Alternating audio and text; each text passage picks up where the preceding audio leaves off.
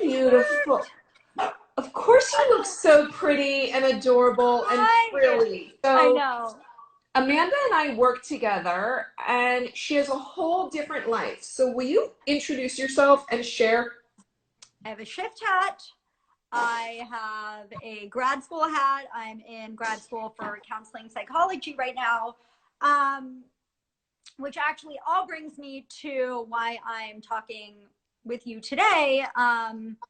All of that is a means for the work I also do, which is as a hypnotherapist and yoga and mindfulness teacher specializing in kids and teens.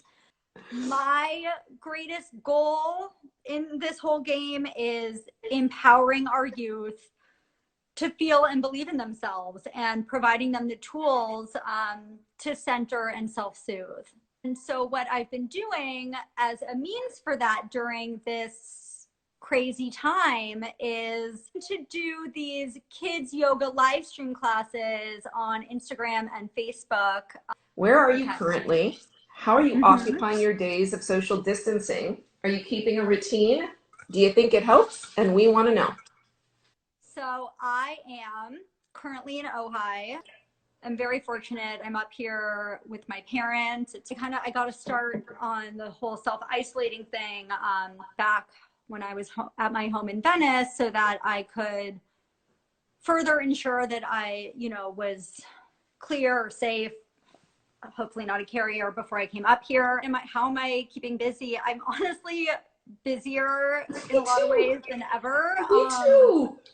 Yeah, it's a weird thing to say, and I also hope it's not an offensive thing to say, but because it's been pretty wild. But I'm actually looking forward to more time to like Netflix So, and chill. I have social media work, I have school work, and now that I'm doing these kids classes on Instagram and Zoom, I feel really fortunate. It's an amazing way to stay connected and engaged. Talking about today applies, mhm. particularly in terms of compassion, just truly keeping the checklist small and feasible. So instead of, right, like I need to exercise or meditate for X amount of minutes a day to have succeeded, it's taking a breath, taking a breath in fresh air, even if that's sticking your head out the window, taking time for yourself, however long or short that ends up being. Kids are like sponges. They absorb everything, particularly from their parents or caregivers, the energies, their behaviors, their opinions. So without stressing about that or making that feel like additional pressure, just Right. consider that, kids are a reflection of you. They're picking up on our energy or behaviors, like I said. And so truly this idea of taking care of yourself helps their peace of mind. It's that whole oxygen mask metaphor of Totally. putting your own on first. Most, younger kids at least, they want to do what you do. But let them see you practicing yoga or working out or meditating, even for 30 seconds. Take some quiet time together. Make it a family activity. They'll be that much more encouraged to do it too. And then even on their own. Yeah, the more at ease you are, the more at ease I think they will be. I think it's so cool that kids are learning meditation and mindfulness and yoga at such a young age. And I think it's going to help their generations so much when they're your age, when they're my age. So I just wanted to say thank you so much for doing all that. And for any of the parents who need, it's half hour you do during the week. Doing, yes.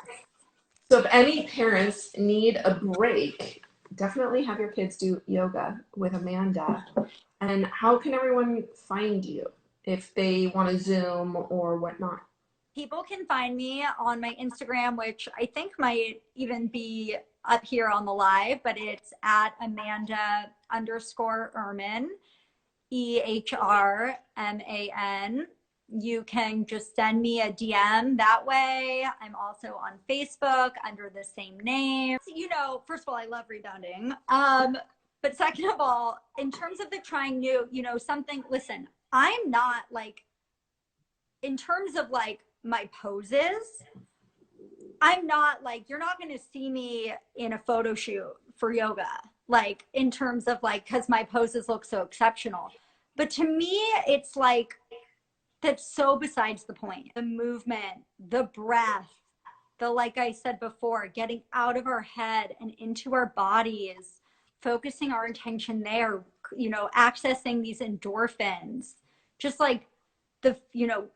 What do you think the average person is missing from their self-care practice? And what are some essential things that we can suggest for one to maintain a self-care practice, especially during this time?